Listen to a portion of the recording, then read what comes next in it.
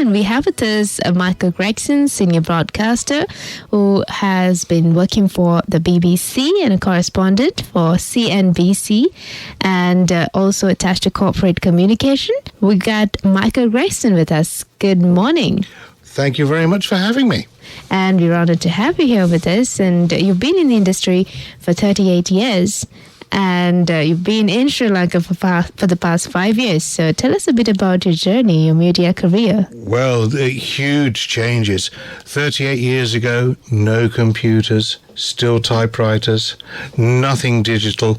When we recorded stories, it was all on quarter-inch tape, which maybe your grandfathers might remember. And when we had to edit a story, we used to have to get a blue Chinograph pencil and mark it on the tape, listen in the headphones, move it backwards and forwards, then a razor blade and piece it together that way. None of your amazing digital technology you have today. This is back in the days now, 30 Well, this is back in the 1980s. 1980s, when we didn't have technology like we do right now. Well, we had some technology. Radio has been around for a long time. It's 97 years of this radio station. But, I was a reporter back in those days. And one of the most important things you needed with you was a pocket full of change. Because if you're out reporting on a story, no mobile phones, and you had to get your story back to the office, you needed to find a phone box. And if you didn't have any change to put in the phone box, you were stumped. So a pocket full of change and a huge, big, bulky tape recorder over my shoulder.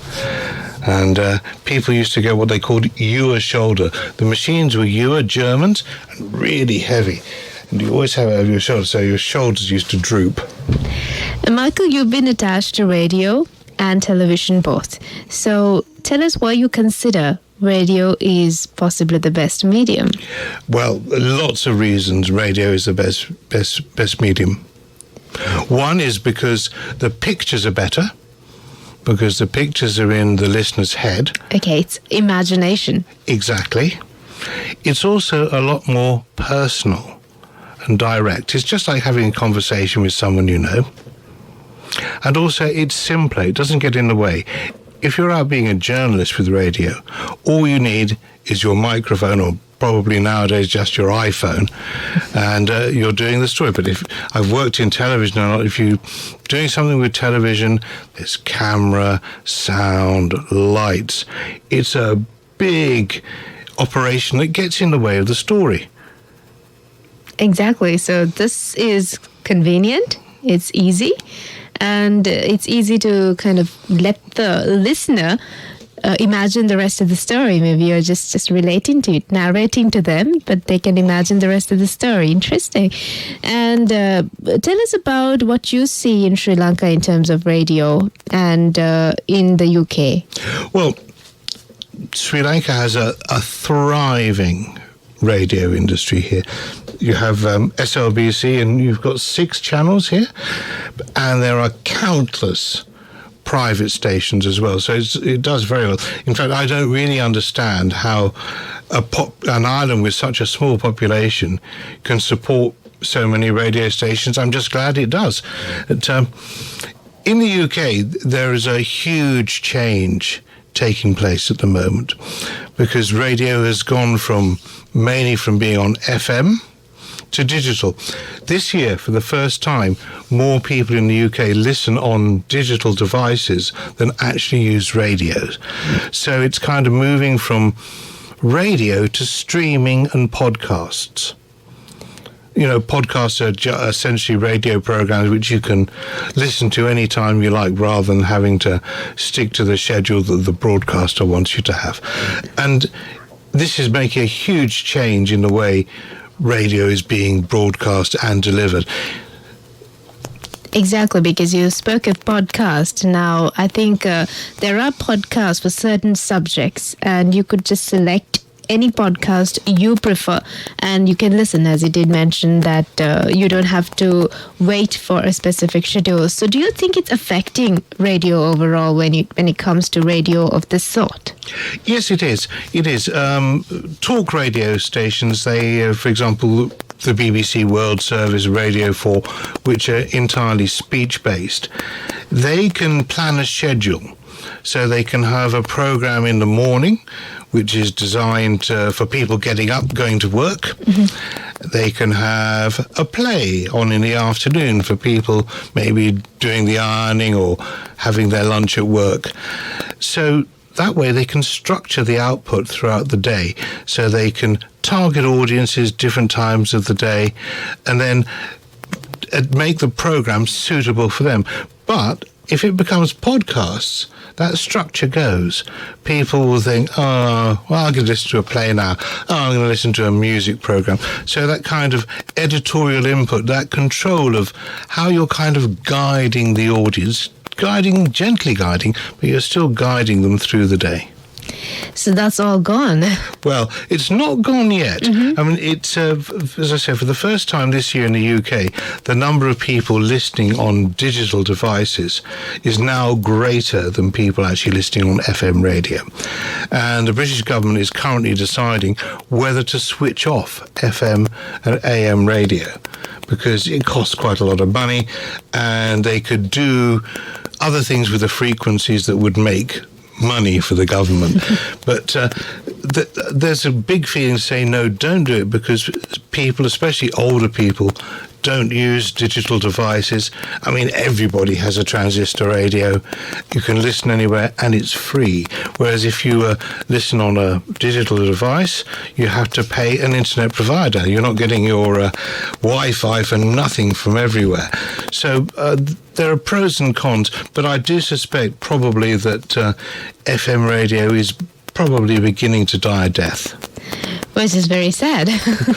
It is sad, but I think here in Sri Lanka, as I said, you have a thriving radio scene here. I think you've got, probably another 50 or 60 years to go, so I wouldn't worry too much. Well, get lucky. That was Dafang giving us something groovy in the morning. And we're talking to Micheal Gregson, a senior broadcaster who was attached to BBC. And we've been talking a lot about why radio is the best medium, and about FM and digital radio. And right now, let's talk about your purpose of your visit to Sri Lanka, the purpose of visit, and you've been here for the past 5 years. Tell us what you've been doing. Well, when I first came here, actually, I had a program on at Rupavani. I had a TV show called 2020 Vision with Micheal Gregson, and we made 50 episodes of that. And I decided this is such a nice place to live. I'm going to carry on staying here. Though I've actually been here a long time. I was a journalist for the American news agency, the Associated Press. And I was here for their TV unit during the war. So I covered quite a lot of the conflict. So you've been around in the country when it was not so nice, and nice as well. Absolutely. It's lovely now.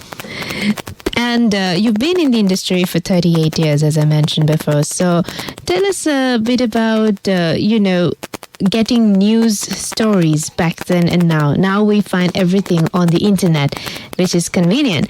But back in the days, you would have to personally visit locations and get to know the news from people. But unlike now. Absolutely. I mean, it was harder work, but it was actually also a lot more interesting. Because if you look now on the news, there's news everywhere on the internet, but actually it probably only comes from one or two sources. For example, Reuters, which provides the international news for SLBC, they will put out a story, and then that story will be taken by all the different internet outlets, and it's all just one story. Once they've got it, nobody else is checking it, nobody else is doing follow-ups, so you're just getting one voice. It may be dressed up with different pictures and different headlines, but it's actually just the one story. But so in the old days, we used to have to go out and get stories. I mean, I remember years and years ago when I was a crime reporter, I was told to get hold of a woman who'd survived a murder attack there was a famous murderer at the time called the Yorkshire Ripper. He killed 13 women. That's crazy news. Well, and my job was I had to go and find a woman who survived the attack. And I went out and I knocked on doors I went in pubs, went in shops, asked questions, left my card, left my phone number. It took 3 days, but she called me and I went and had an exclusive interview.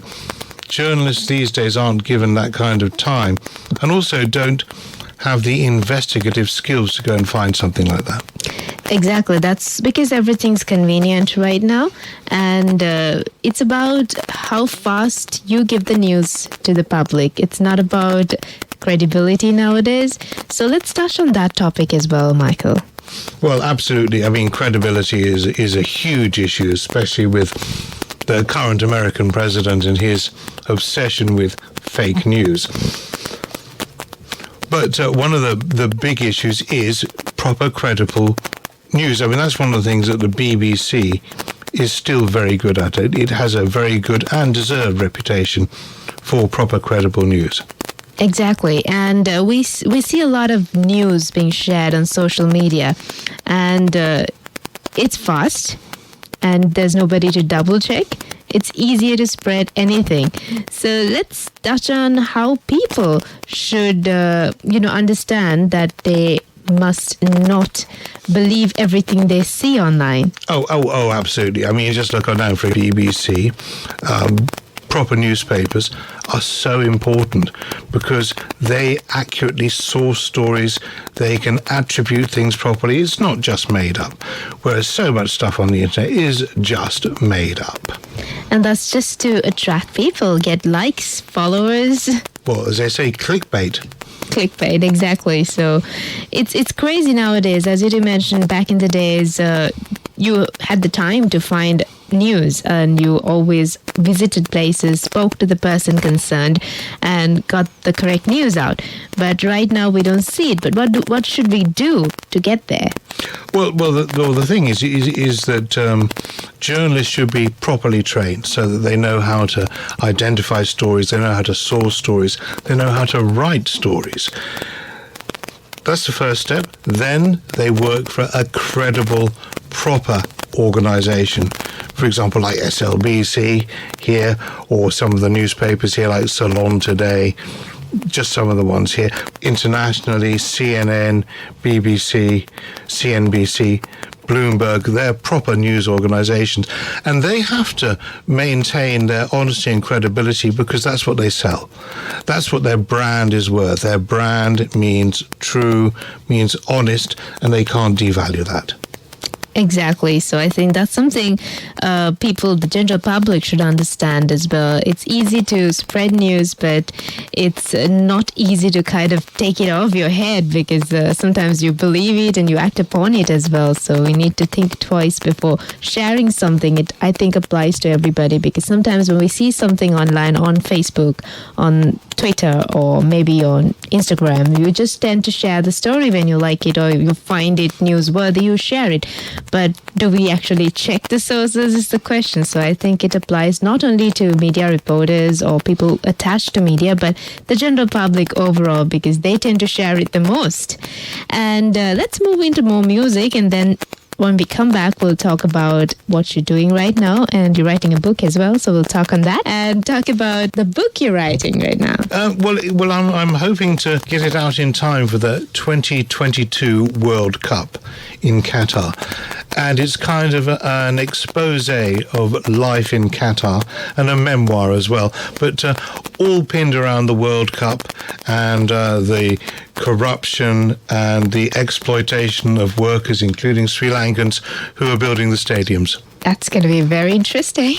Well, I hope so. Yes.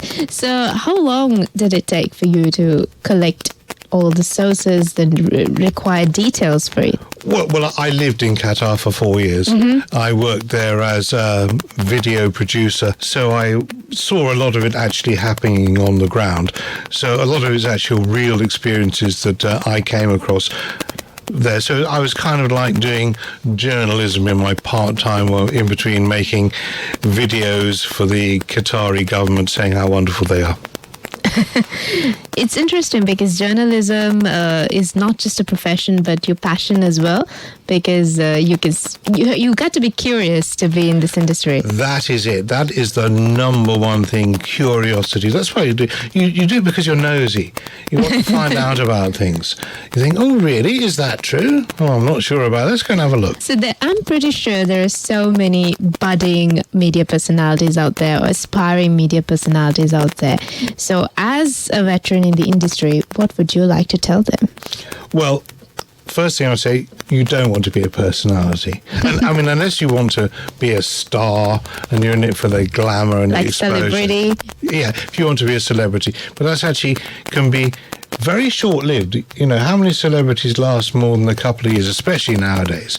You have a celebrity one week, next week, they've forgotten about you. The most important thing is to, as they say, be a content generator, as they say nowadays, or as we used to say, write stuff. And you do that? Yeah, absolutely, yeah. So where do you see digital radio in the coming 5 years? 5 years, that's interesting. Well, I think the share of the market will grow. It's inevitable it will continue to grow, especially now that you have, in the West, smart devices like Alexa, where you talk to it, you talk to your computer and you say... Yeah, you can ask them to do whatever you want, except cook for you. Well, yes, absolutely. but you could say, Alexa, find me a cook, and that's almost cooking for you. Yes, it's almost cooking, right? But as they say, people say, oh, Alexa, I want to hear something cheerful, and that's all you have to say, and then like Pharrell's Happy will come on for you.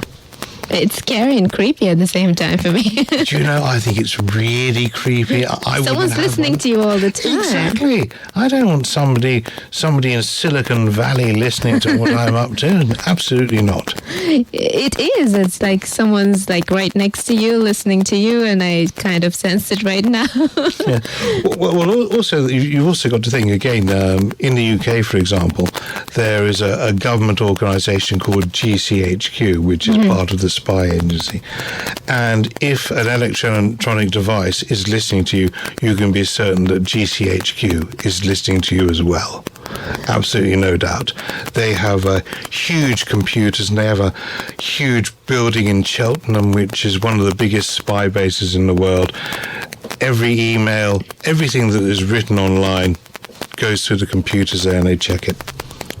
It's scary because you're being monitored and people know your every move, and at the same time it could be useful as well, I would say. Well, it could be, but I tend to think it's not. I mean, these things are done for the benefits of governments and big business, which on the whole aren't usually the greatest defenders of individual rights and freedom. Which is true, yes, and I think it's all ruined.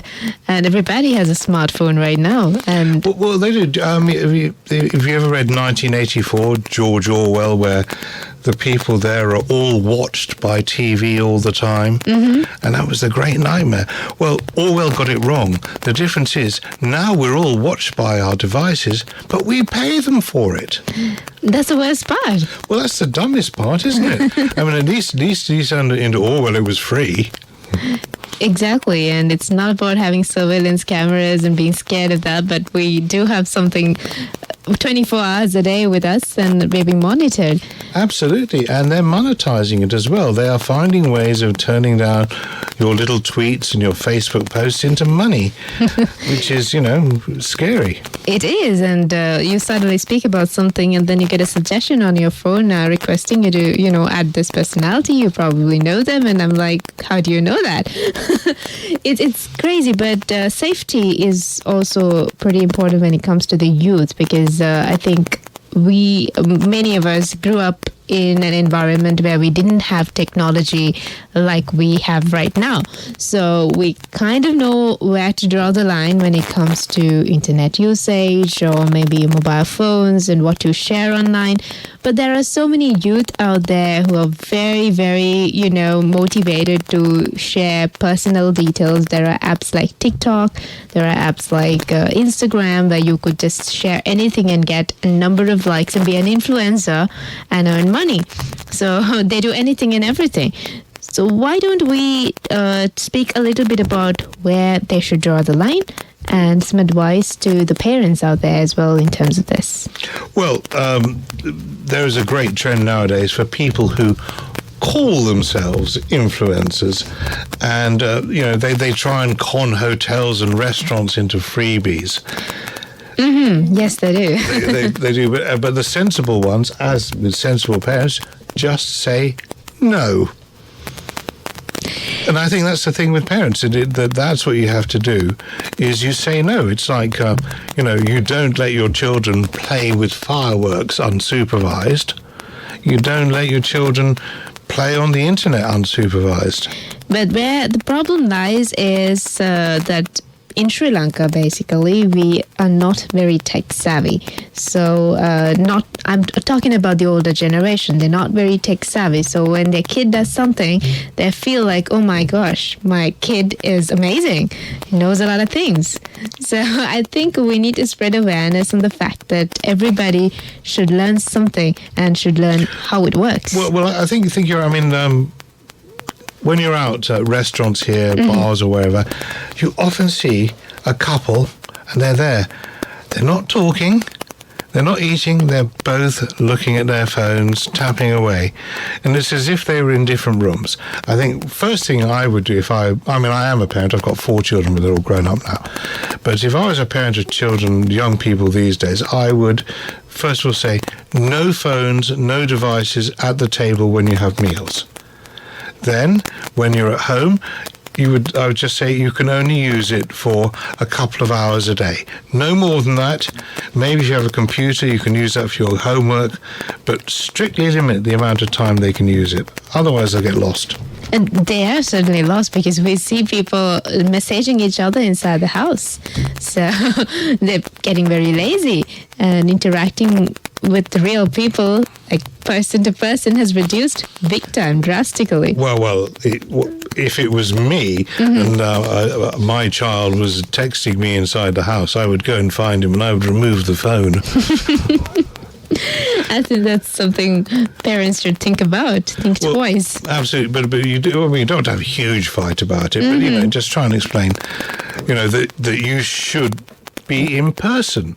I mean, I've worked in offices, and you're in an office and you're sitting 2 desks away from somebody, and they send you an email. Wouldn't it be easier and nicer just to order and have a little chat? Also, the other thing is, you've got to remember, and with young people as well, everything you do is monitored. Whereas if you're going to have a chat with somebody, it isn't. It's not private anymore. Well, it's not private if you put it in email or a text message, but conversation on the whole still is private. And it's very scary as well because people tend to, post stories on what they're doing, where they're going, and then they end up adding strangers to their profile. And it's crazy because you never know what that stranger is capable of doing. Well, absolutely. But also people do things like, say, oh, I'm so excited, I'm going on holiday tomorrow. Well, that's telling a burglar. The house is empty, come round, it's yours. There's nobody at home, and this is where I live, because you post everything about yourself. And, absolutely. And there's also something called the cache memory. So we think we delete everything, but it's still there, isn't it? Unless you're clever. I mean, you can always delete the cache on your device, but you have to sort of fiddle a bit and get into the works, but it can be done. It can be done. So that's something we need to work on. Excuse me. There are also other things as well. If you have a Chrome browser, there's what's called incognito mode. Yes. Now, you can use that, and that doesn't leave many traces. That's quite good. That is quite good. I think many people do use that, and in Sri Lanka, what I'm talking about is the older generation who really doesn't know how to draw the line and how to kind of, restrict the kid from using the internet because they are not aware. Well, sit down with the kids and talk to them, learn from them. I mean, I think I probably count as the older generation. Yes, but it's about knowing technology and studying. And I think we're getting there right now here in Sri Lanka. And although we're here to talk about radio, I think we touched on topics like technology, credibility, social media. And tell us about your articles you write for papers. You're also doing that for Sri Lanka, right? That's right. I'm very lucky. I'm given a free hand to write more or less anything that I want to. So last week I wrote an article about the ruler of Dubai, who has been branded in a British court a kidnapper. Now, this hadn't been reported on in Sri Lanka, so I thought it made quite an interesting story about how this billionaire prince has got away with kidnapping, but he's been held up and he's been named in a British court. So though he hasn't been punished by jail, his reputation has taken a big, big hit. So how do you select your stories, Michael? Whatever interests me. Curiosity once again. Absolutely. You got it, yeah. Right, so it's interesting, and you will be continuing your stay here in Sri Lanka, if I'm not mistaken, because you love the country, don't you? Absolutely. Love the food, love the people.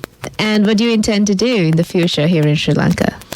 Go down to the beach every day about 5:30 p.m. and have a beer and watch the sun go down. That's how you intend to live your life in Sri Lanka? Well, spend the evenings anyway. Spend evenings, all right. So we come towards the close of the program, and I would like to thank you for being a part of the show. It was really nice talking to you, and we're one of your favorites lined up to wind things up. Thank you very much. It's been a pleasure.